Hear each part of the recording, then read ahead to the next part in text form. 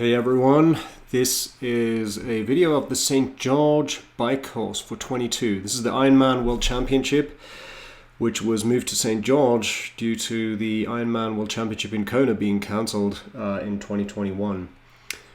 So effectively this is the 2021 World Championship. It's a mixture of people competing and qualifying for the World Championship, as well as people who just entered St. George as a regular Ironman. So it's quite a unique race. This situation has really never happened before. In this video, I'm going to take you through my virtual recon of the bike course. This is something that I like to do before I go to a race, especially one that I have not been to before. In this case, it's a brand new course. No one has actually raced this course before. And for those that don't know me, my name is Rob Gray. I have done a bunch of Ironmans, more than 15. I've competed in the Ironman World Championship multiple times. I've done Ultraman 5 times, including winning Ultraman Florida in 2016 and the Ultraman World Championships in 2017. I've also podiumed on the Ultraman World Championship every time I've raced it. So the main point of this video is I just want to share a bit of the knowledge that I've been fortunate enough to glean over the years, mainly from other people in the community, and really the main purpose just to give back and help those who maybe don't know this course and would like to see how I prepare, and whatever information I can give you, hopefully it's useful. So essentially we're going to start here at the swim exit. You're essentially going to get out of the swim. You never really know what's going to happen in the swim, but you essentially head out from this lake. You're going to get out, take a left turn, and you're going to ride for a while through the desert. So you basically go on this beautiful highway. The thing to remember about this course is we're heading out on the left lane. So in the US, you normally ride on the right-hand side of the road. In this case, we're going out on the left-hand side of the road. So that's just something to remember. The reason I bring this point up is that there are races that I've done in the past where you kind of have to switch from one side of the road to the other. And when you're in the middle of an Ironman, it's not always easy to remember that, and it's not always that obvious where the road marking is. Fortunately, in this case, a lot of this is in the beginning, so it's probably when you're fresher than later on. But I've actually received a penalty before for riding on the wrong side of the road, which was actually the correct side of the road to ride on. It's just that I didn't see the sign saying we had a crossover. So out on this highway, this I believe is all newly paved.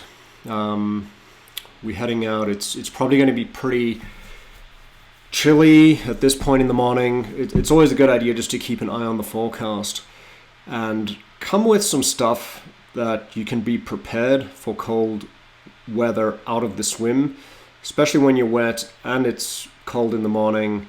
You don't want to end up shivering unnecessarily. You're going to burn more energy like that, and you're going to use up those calories that you really need in this race. This is not a day where you want to be burning calories, you want to be saving calories. What I sometimes do is take a piece of mylar blanket, otherwise known as a space blanket. I cut it to size and actually put it underneath my suit when I get out the swim. That way it's sort of easy enough. Oh wait, hang on. This is where we're getting to the first turnaround. So basically we're going to go down the left-hand side of this off-ramp. You're going to turn right under the bridge, and then you're going to go back up on the left-hand side of the road on this other side of this highway here. So after you go under the bridge, head back up. You're going to go back up this side. You see the arrows pointing, basically saying you can't go down here or go up here, but in this case we can. And we're still going to be on the left-hand side of the road now, and you're going to have athletes coming towards you. For those of you that are in the pro field, this is a useful opportunity on this stretch of road to see how far you are ahead or behind the competition. What I like to do is, if let's say you come out the swim a little bit later, you'll probably see Jan Frodeno in front, or whoever you would like to be marking. Make a note of a landmark when they ride past you. Look at the time, and then look at the time when you ride past that landmark again, and that'll give you the split. Very useful to use an out and back section like that. If you're just in this to finish the race, don't really worry about anyone else. Just keep this first part really just being focused on your own race. This is all relatively flat. There's obviously a few rollers and undulations, but really nothing to be concerned about at all. You really want to be saving energy here. If you're tired or feel like you're working hard at this point, you've really expended too much energy and you're putting in too much effort. This should all feel easy. All this, until you really get to those first significant climbs, you can start putting forth a bit of effort there, but this first half you should really be just cruising along, keeping it steady. Everything should be under control. Nothing should feel hard at this point. So as you're getting here, we're gonna be starting to get back to the lake on your left-hand side. This is where the first aid station is, right? So you're gonna go on this overpass. You should see the lake coming up on your left-hand side. This is what it'll look like. If you look to your left, you'll see this lake. There'll be an aid station just before this. And right after you see the lake, this is where we merge. And I believe this is where we move to the right-hand side of the road. So in my mind, when I see the lake, so I'm going to see aid station, lake, and then mentally I know I'm going to be moving to the right-hand side of the road after that. And as you can see, this is really through the desert. It might even start heating up by now. So remember I was talking about the stuff to prepare you for the cold weather. The nice thing about the space blanket is you can just take it out and throw it away at the aid station. This aid station that we just went past may be an opportunity to do that. Otherwise, if you're still cold, you can save it for the next aid station. Other tricks are to use some cheap gardening gloves that you can get from Home Depot. That always is a really good way of keeping warm. If you keep your hands warm, you keep your chest warm, the rest of you is going to be able to keep warm and you're not going to get hypothermia. But as I said, just keep an eye on the weather and see what happens. So here we're basically heading, I think, kind of northbound, and we're heading up for another intersection. And there's another little turnaround when we turn off at the top here. So probably over here, you've just got to be cruising along, it's a good opportunity to take in nutrition as well. So you would have just picked up nutrition at the aid station. Since this is relatively flat, I would load up at that aid station, make sure you're well fueled, really just focus on taking in the calories now on a specific interval. So here we're coming up to turn off this road. We're going to turn off, I believe, go down this off-ramp basically, and we're going to turn around now. So there's going to be a U-turn here. That's obviously going to be cordoned off, no vehicles. We're going to turn around here, and there's a rumble strip here, so just be careful of that. You want to turn not over the rumble strip. It's just a chance of wiping out. And then we're going to head back in the left-hand lane. So now we're back on the left-hand lane of this State Street, I believe. And here we go. See this highway, nice wide highway. We're going to be on the left-hand side. And that's going to just make this, there's going to be a left-hand turn up ahead, and that's going to make this a lot easier. So we're still on the relatively flat section here. I would just be continuing to fuel. I think it's useful to set a timer on your Garmin or whatever bike computer you're using. Personally, I like to set mine for every 10 minutes, but every 20 or every 30 minutes is fine too. And I like taking frequent sips, and the bike alert and the alarm on the bike is useful to do that, just because it reminds you don't have to think about things. The number of times that I've forgotten to drink and eat is just countless, even though it's very obvious, you do it in practice. On race day it's very easy to forget unless you set that alarm. I'm aiming to take in, on the bike, I take in actually over 500 calories an hour, which is pretty high. I can take that in because that's what I can tolerate pretty easily. There's another aid station here, by the way, so take this left turn onto Telegraph Road. Going to go all the way down. I would load up at that aid station for sure. You're going to go all the way down this road. So talking about nutrition, going back to that, I take liquid only on the bike, and I can take in significantly more on the bike than I can on the run. So I actually have another video around how I calculate my nutrition needs and how I calculate my nutrition expenditure. The way I do it is pretty scientifically measured, but you can also just do that by trial and error. At the end of the day, on the bike I'm taking in as much as I can tolerate.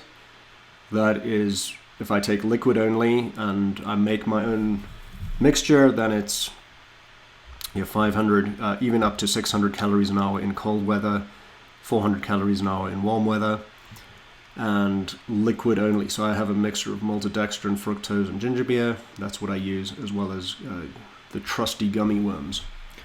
The other thing is I always do practice what I do have on course. In this case, they have Gatorade Endurance, they have Martin, they have Red Bull. So I practice with Martin and Gatorade just in case something goes wrong with my own calories that I have on board. I know that the one on course actually works really well for me.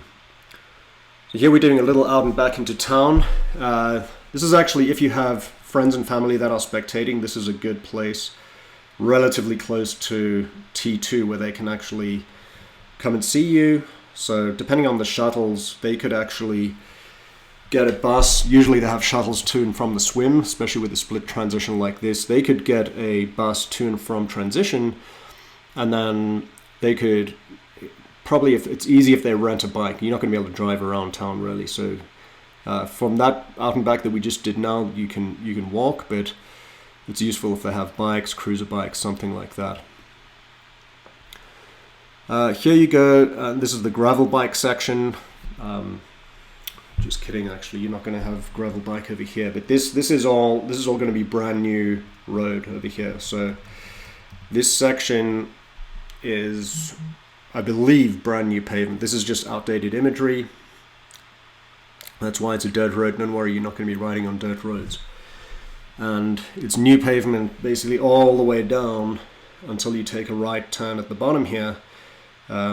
There's also another aid station coming up here. So the third aid station, you're going to ride all the way down here, and then at the bottom you're going to have aid station number 3. In every Ironman I've done, at least one of the aid stations, I miss something, either because the volunteer holds onto the bottle or I'm just unable to get something. So here's where the aid station is, here on this corner. So basically I always try and make sure I have enough that allows me to skip an aid station if that happens.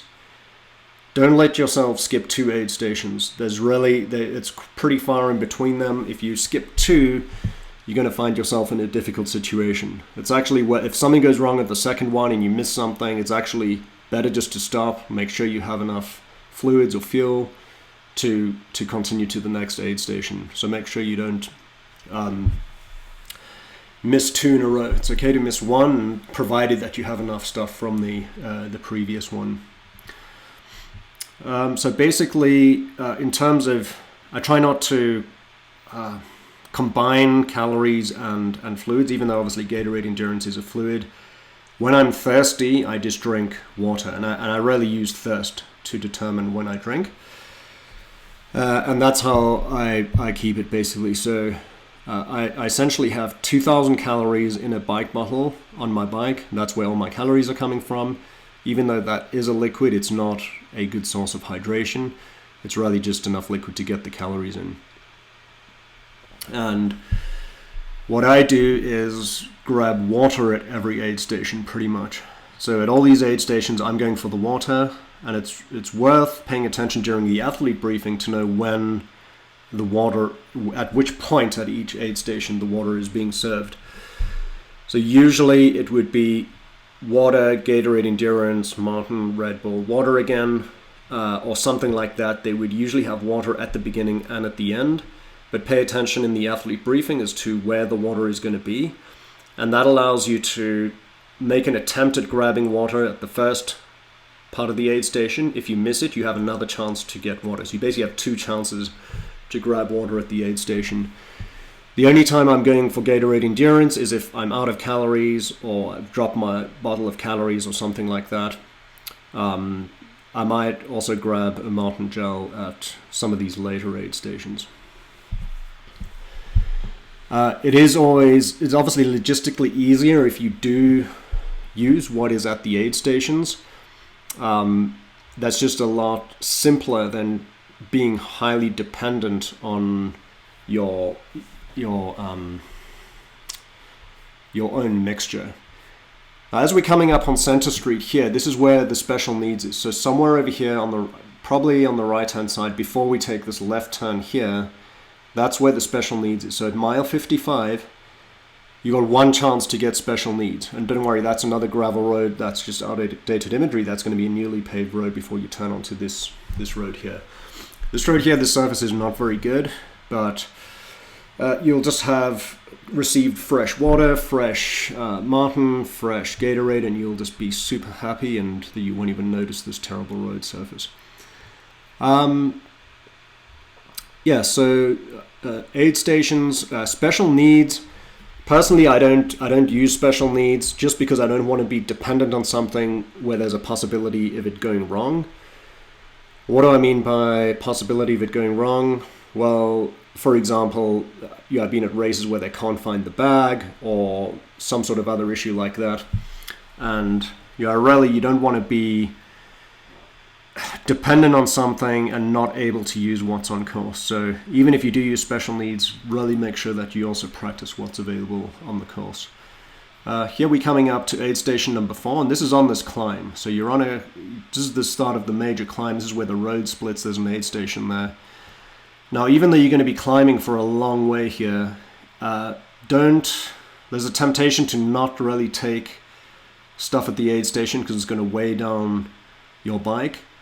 Just calculate how long it's going to take you to ride to the next aid station. I know for me it's about 25 to 30 minutes on this climb. That's how long it's going to take me. So I need to make sure that I have at least enough fluids for that. So I'll probably be halfway through my calories at least by now. So probably I'll have only a third of that left. That's not going to be weighing much at all. I'll take a full bottle of water and I'll drink at least half of it right at the beginning of that climb. And that way I'm making the water productive. I'm not sort of just carrying dead weight water up the climb without it being used. So I drink at least half of it right away, and then maybe another half 15 minutes later. And given that it takes me 30 minutes to ride between that previous aid station and aid station number 5, that should be sufficient to actually get me through and at least have water available. It's going to be pretty hot by this stage, bear that in mind. It's hot, you're climbing up. The altitude as well, even though the altitude is not significant, the higher you get, the thirstier you potentially get, and you're starting to lose fluid as well, both from the heat and from the altitude. So this is going to be a pretty scenic part of the course, and you're going to go all the way up here, have this kind of big lake on your left hand side coming up. So just enjoy the scenery. You're also going a little bit slower because it's climbing, and that's a good opportunity to just take stock and look at what's going on around you. So here you're coming up towards aid station 5, which is somewhere near here. You'll see the road bends. There's like a little bit of a river to the left. There's this green pasture that may or may not be green, and the aid station is kind of right over here.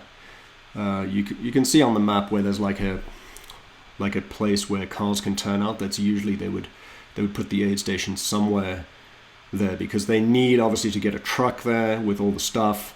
They need to lay out all the tables and have the volunteers able to just be present where they are to do their job at the aid station. Now, pacing wise, up until now it should still have felt pretty easy, and depending if you want to be competitive at this race, then you could probably start upping the effort on this climb. Here's this hairpin bend kind of quite near the top. It gets pretty steep here actually, and there's this climb here called the wall, which makes it sound very daunting, but like really the climbs here are not very steep. I think probably around 10% is the maximum, which is steep but not super steep. I wouldn't be super worried about any extreme gearing. I think any regular gearing on a normal bike would be fine. By the way, you're coming up to the next aid station here on this corner. So this is the intersection where you basically take a right turn. There's an aid station. You're going to do a little bit more climbing here, and then you're going to have a long descent. Now, even though you're going to climb a little bit here, personally, I would take as much as I can from this aid station. So the additional weight for this little bit of climbing, really the benefit outweighs the cost of this, because you're going to have a very long descent all the way back down before you start the Snow Canyon loop. And you really want to use that opportunity to take in fuel. One thing to bear in mind is that this section could be pretty windy, so it's very useful to have a between the bars aero bottle with a straw or something like that you can be in the aero position and still drink at the same time. It does, if the wind's really blowing, it becomes pretty hard to ride with one hand, take a bottle out, take a sip, put it back, and you're getting blown around like anything. It's a little bit more convenient just to have bottles without straws, but personally I really think it's useful having some sort of system with a bottle between the bars with a straw. I know X-Lab Torpedo is the one I usually use. That's a very, very good system. It takes about 700 mils, I think, in the bottle, and yeah, really good to be able to still drink while you're in the aero position and potentially being blown around by the wind.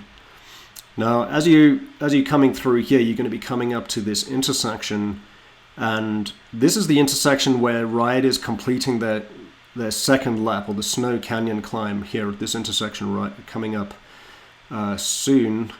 They're going to be coming at you from the right-hand side. Here it is. So depending on which part of the field you're in, just be aware that there are riders coming from the right. This one is not that critical because you're not going to be riding super fast at this point. But just be aware that there are riders coming from that side, and they're going to be going pretty slowly because it's the top of a climb. So they're probably going to be watching out for you, but it's late in the day for everyone at this point, and people are not going to be paying attention. So I would just make sure that you are paying attention at this point.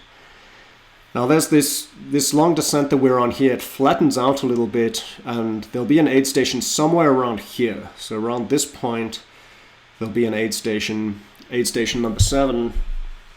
And I think it's definitely worth, if you can, from what I can see on the map, it flattens out, so it should be easy enough to get aid, to pick up water and whatever else you need. But I would just, sometimes, I don't know why, but sometimes Ironman puts these aid stations on a descent, and that's just, it's crazy if that is the case, because then you got to try grab something at high speed, which is never fun at all. So, one thing, sometimes the volunteers also hold onto the bottle. So if you're trying to grab water and a volunteer holds onto the bottle, just let it go and get the next one. Most accidents in Ironman that I've been in have happened at aid stations, and it's because something goes wrong between the rider and the volunteer. Now, just a quick note on here: you come into this intersection where you're doing this right-hand turn. Riders are going to be on their first lap. So again, depending on where you are on the course, at that intersection we just went through, you're going to be on a downhill, and you're going to be, there could be riders coming from the left on their first loop. And of course it depends on the time of day, it depends how fast you are, or how slow you are, and how fast they are, or how slow they are. But that's really just, that intersection of all of them, that is the one where you need to exercise the most extreme caution. This includes when you're on your first lap, and you may be a slower swimmer. The pros may already be coming through there for their second lap. I haven't really done the math on that, but that is a possibility. That is one of 2 intersections where there are riders, and at this one, everyone's kind of going a little bit higher speed than the previous one I talked about. So here you go, a right turn up to Snow Canyon, and this is really the most beautiful part of the course. So coincidentally, the hardest part distance-wise. You're going to be usually in an Ironman, you're really suffering at this point.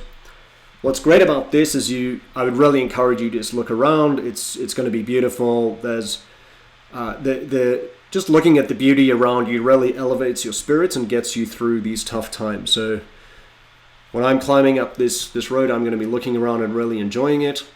There's no aid station going up this climb, I believe. So basically, you're going to go all the way up, take that right turn, which is that first intersection we talked about, and then you hit that same aid station again, which is your final aid station. Now, the thing to really think about there is that that aid station is going to have traffic from both loops, right? So the chances of you missing something at that aid station be very, very, very high. So don't bank on getting aid at that aid station, and think about what your plan is going to be, right? And it's not that far from the finish, so if you do miss it, it's not the end of the world, but try not to hit this final aid station fully on empty, because it's not fun getting onto the run and you're fully depleted of water or fluids, of calories. It's very useful to have that final bump. I would maybe keep some water in reserve and have a gel or something, just in case you miss that aid station. And if you're going to get anything, get some water, just replenish your fluid. I usually like starting to ease off the calories in the last hour or so, so just letting everything digest. As I mentioned before, my calorie intake on the bike is pretty high, so I'm really wanting to ease that up in the final hour, mainly taking in water at that point, and maybe a gel, but not really that much in the final hour of the bike. And what I also like to do on a course like this is, since it's mainly downhill, I'm really just spinning the legs. I'm probably easing off the power a little bit. I'm trying not to ride as hard as I can, so the hard work's already done going up those hills and going up Snow Canyon. One thing to think about, obviously the wind could have picked up by now. A lot of people ask about whether a disc wheel is worth running or not. I think it's always worth running a disc wheel if you have one. I wouldn't get one specially for this event. I think it's you're not going to be that much slower with the deep section rear wheel. But yeah, disc is pretty much always faster. And here you turn off to Diagonal Road, by the way. You can see why it's called Diagonal. Really, this is the final section. Disc wheel is usually pretty fast. I think if you have the choice of tubeless, go with tubeless. But you can also just run clinches with latex and sealant. So here you are at the finish, into T2, and yeah, all that's left now is to run a quick marathon and you're all set. Okay, so a few questions. So someone asked me, what is the between the bars bottle I use? This is it. This is a Torpedo X Lab. So basically it's super easy to refill. You just open that, take fluid from an aid station, fill it up and seal it again. And this basically fits between the bars so that when you want to drink, you just drink on that, and then you can tuck away the straw nicely so it's aerodynamic. So this is a pretty good one if your bike doesn't already have a built-in hydration system, which a lot of the modern super bikes do. I just have a super bike which doesn't have that by design, just so that you have flexibility over what you put on there.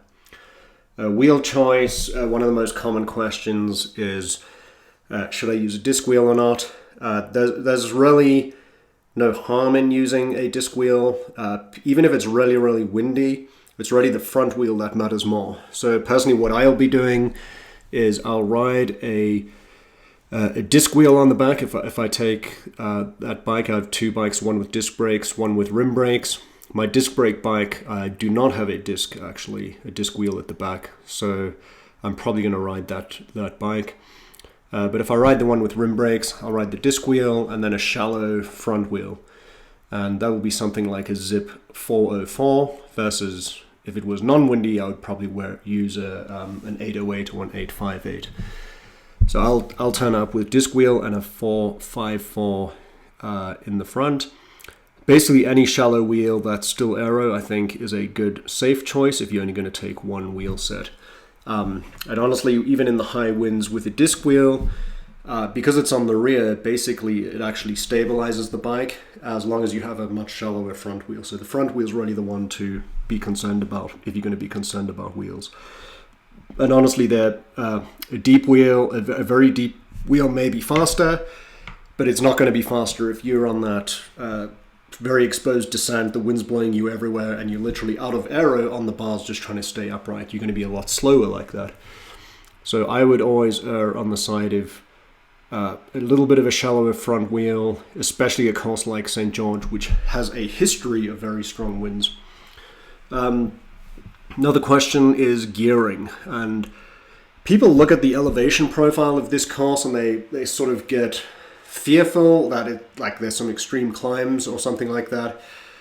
Like honestly, the standard gearing you have on your bike, so if it's like a 52 and 44 chainring in the front, you'll be fine even with something like an 1128. These days you can go up to the 30s even, so an 1130. If you're using a 1x system, so this is with a single chainring in the front, you'd be fine with a 48, a 50, even a 52, and a 1033 cassette at the back. So I really wouldn't worry too much about gearing. The hills are not super steep. I would just make sure from a pacing point of view, you essentially want to be taking the first half. You want to be feeling like it's easy most of the time. You don't want to feel like you're riding too hard until you're at least well into the second part of the race. If you have any more questions, please just ask them in the comments. I'm more than happy to put together another video just of Q&A. All the best, and hope to see you all in St. George.